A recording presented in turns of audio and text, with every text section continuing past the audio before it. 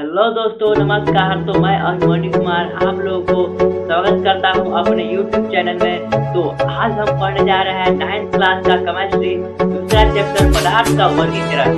तो आप लोगों ने अगर पहला चैप्टर नहीं पढ़ा है तो ये चैप्टर पढ़ने में थोड़ा सा कठिनाई होगी। तो यहाँ पर देखिए, मेरा चैनल का नाम है, वो आप सर्च मार करके देख लीजिएगा पहला चैप्टर। तो अगर आप पहला चैप्टर वाला देख लीजिएगा तो ये पढ़ने में कठिनाई नहीं होगी।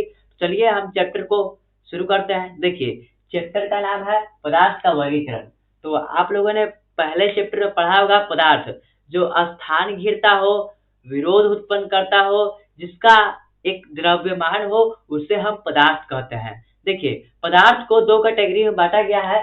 पदार्थ को दो भाग में बांटा गया है, शुद्ध पदार्थ और दूसरा है अशुद्ध पदार्थ। देखिए, शुद्ध पदार्थ में क्या क्या आएगा। देखिए, एक ही प्रकार के अणुओं से मिलकर, एक ही प्रकार के परमाणु से मिलकर के बने होते हैं, यानी कि एक ही टाइप्स के परमाणु से मिलकर के बने होते हैं, उसे हम शुद्ध पदार्थ कहते हैं। शुद्ध पदार्थ यानी कि एग्जाम्पल में आप ले लीजिए गोल्ड को। देखिए, गोल्ड जो है एक ही प्रकार के परमाणु से मिलकर के बने होते हैं। चाहे आप बड़ा टुकड़ा लीजिए, चाहे आप छोटा टुकड़ा लीजिए, उसमें एक ही प्रकार के, एक ही टाइप्स के परमाणु होते हैं। देखिए, तो शुद्ध पदार्थ में हमें पढ़ना है तत्व और फिर यौगिक। शुद्ध पदार्थ में हमें पढ़ना है तत्व और फिर यौगिक, और फिर तत्व में पढ़ना है धातु, अधातु, उपधातु और क्रिय गैस। तो और फिर उसके बाद फिर पढ़ेंगे अशुद्ध पदार्थ। तो सबसे पहले हम पढ़ेंगे तत्व क्या होता है। ये सब जो है, ये सब को हम बाद में पढ़ेंगे थोड़ा सा। तत्व जो है धातु, अधातु, उपधातु और क्रिय गैस और यौगिक बनाना सीखेंगे।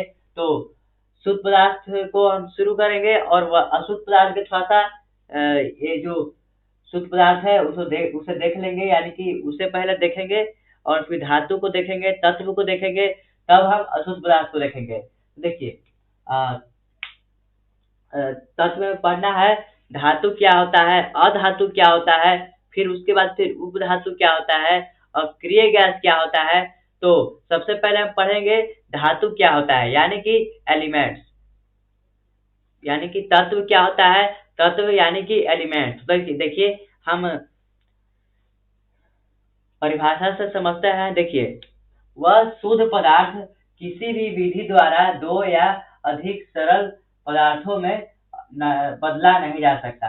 यानी कि देखिए, वह शुद्ध पदार्थ जो किसी भी विधि द्वारा उसे दो नए पदार्थों में बांटा नहीं जा सकता। यानी कि देखिए, आप एग्जांपल में लीजिए गोल्ड को, यानी कि सोना के लीजिए। तो उसमें चाहे आप उसको आग में डाल करके गलाइए, वो सोना का सोना ही रहेगा। चाहे वो उसे आप पीटिए, वो सोना का सोना ही रहेगा। यानी कि किसी भी विधि द्वारा दो नए पदार्थों में विभक्त नहीं हो सकता, यानी कि दो नए पदार्थों में बदल नहीं सकता है। तो आप तत्व के परिभाषा को समझ गए होंगे, यानी कि एलिमेंट्स को परिभाषा को समझ गए होंगे। आप समझते हैं तत्व के विशेषताएं, कुछ विशेषताएं हैं, उसे हम सब देखते हैं। देखिए, तत्व के कुछ खास गुण होते हैं। तत्व के कुछ खास गुण होते हैं, यानी कि देखिए, तत्व के अलग अलग गुण होता है। यानी कि हाइड्रोजन के देखिए, हाइड्रोजन का एक अलग गुण होता है। वहां पर देखिए वीडियो द्वारा समझाया गया है। देखिए, जो पानी में मिलता है उसके बाद फिर वो एक ब्लास्ट होता है, उसमें एक अलग प्रकार का गुण पाया जाता है, और फिर जल में अलग प्रकार के गुण पाया जाता है। देखिए, अब दूसरा पॉइंट है, यह एक ही प्रकार के परमाणु से मिलकर के बने होते हैं। एक ही टाइप्स के परमाणु से मिलकर के बने होते हैं। यानी कि आपको हम समझाए थे तत्व में कि एक ही प्रकार के परमाणु से मिलकर के बने होते हैं। देखिए, गोल्ड में है, गोल्ड जो है एक ही प्रकार के, एक ही टाइप्स के परमाणुओं से मिलकर के बने होते हैं, उसे हम एक ही प्रकार के परमाणुओं से मिलकर के बने होते हैं। और यौगिक में अणु कहेंगे और फिर तत्व में हम कहेंगे परमाणु। तो अणु क्या है, परमाणु क्या है, तत्व में हम परमाणु कहेंगे और यौगिक में अणु कहेंगे। ये बात याद रखिएगा। तो इतना बातें समझ में आ गई होगी। तत्व के कुछ खास गुण होते हैं, यानी कि तत्व के अलग अलग गुण होते हैं, अपना अपना तत्व के अलग अलग गुण होता है, और एक ही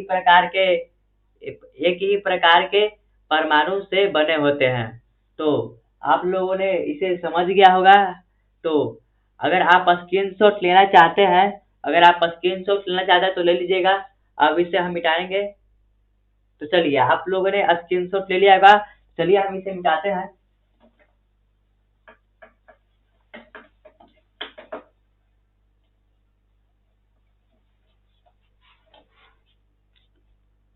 तो दोस्तों, अब हम देखेंगे धातु। धातु में तत्व क्या है, तत्व में धातु कौन सा है, अधातु कौन सा है, अक्रिय गैस कौन सा है, चलिए देखते हैं। देखिए, धातु एच हाइड्रोजन यानी कि जो है वो धातु है। हाइड्रोजन जो है, हाइड्रोजन अधातु है। और फिर अक्रिय गैस यानी कि हीलियम, हीलियम जो है वो अक्रिय गैस है। हीलियम जो है वो अक्रिय गैस। उसके बाद फिर ये जितना भी है, ये सब के सब धातुएं हैं। देखिए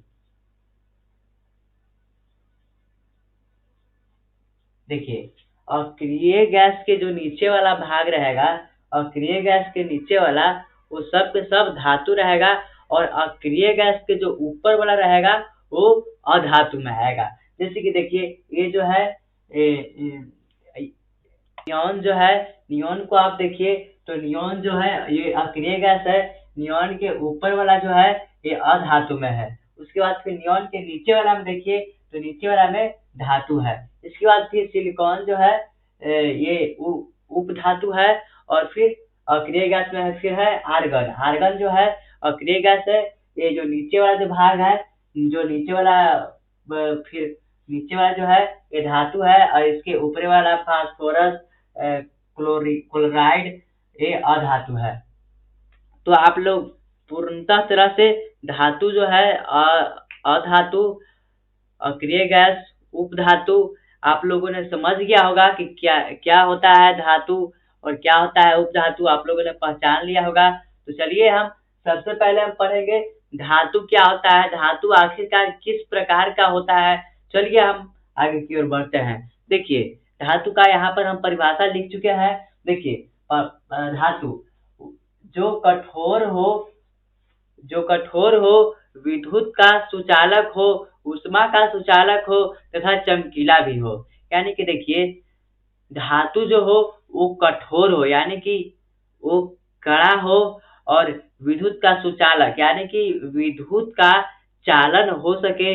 जैसे कि आप देखिए, ये एक प्रकार का धातु है, यानी कि एग्जाम्पल में आप ले लीजिए तार। तो यहाँ से देखिए, हम यहाँ से विद्युत को यहाँ से ठेकाएं तो यहाँ से आर पार हो सके, तो वो धातु कहलाएगा। और फिर ऊष्मा जो है, ऊष्मा को उसको एब्जॉर्ब करे, यानी कि ऊष्मा को उसे खींचे, तो वे धातु जो है ऊष्मा को खींचता है। और धातु जो है चमकीले होते हैं, यानी कि सोना को आप देखिए, धातु जो है वो सोना है, चमकीला होता है, यानी कि सोना का एक अलग प्रकार का ही चमक होता है। तो एग्जाम्पल में आप ले लीजिए मैग्नीशियम को। मैग्नीशियम जो है धातु है। उसके बाद फिर एल्युमिनियम ले लीजिए, एल्युमिनियम भी धातु है।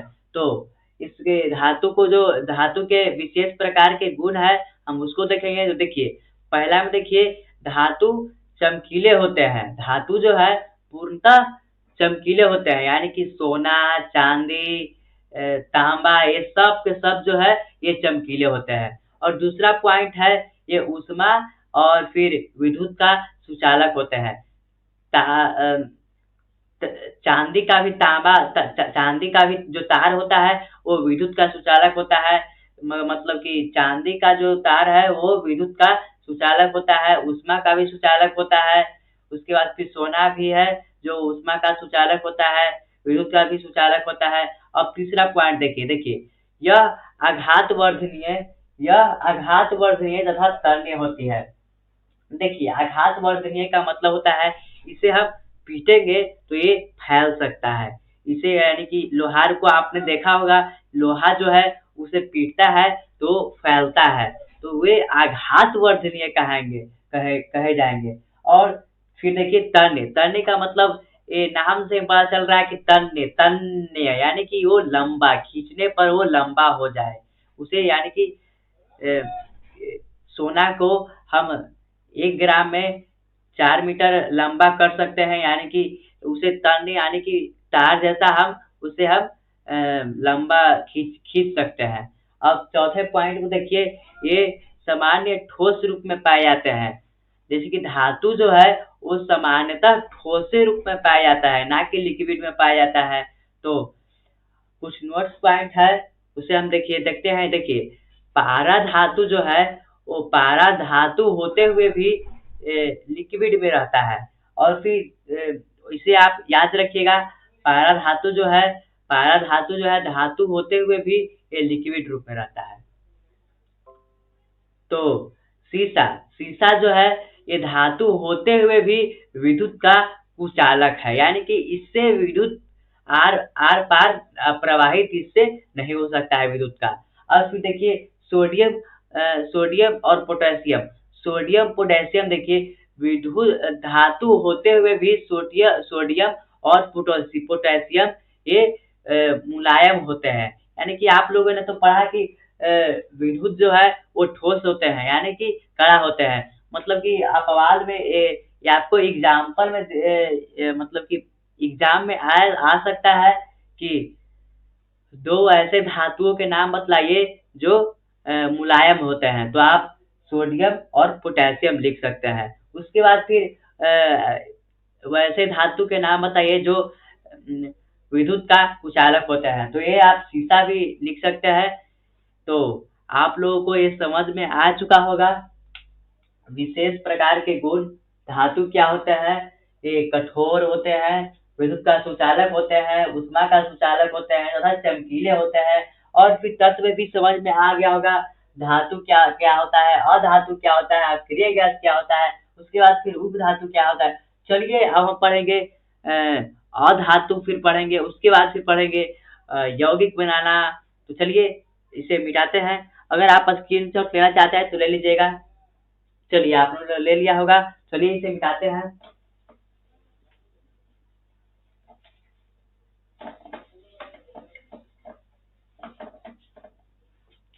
तो चलिए, तो अब हम पढ़ेंगे अधातु। अधातु क्या होता है, उसके बाद फिर पढ़ेंगे उपधातु। देखिए अधातु को शुरू करते हैं। जिस तरह से आप लोगों ने धातु पढ़ा था इसी तरह से अधातु है। इसमें सिर्फ चमकीला नहीं होता है, न इसमें ऊष्मा प्रवाहित होता है, विद्युत का कुचालक होता है।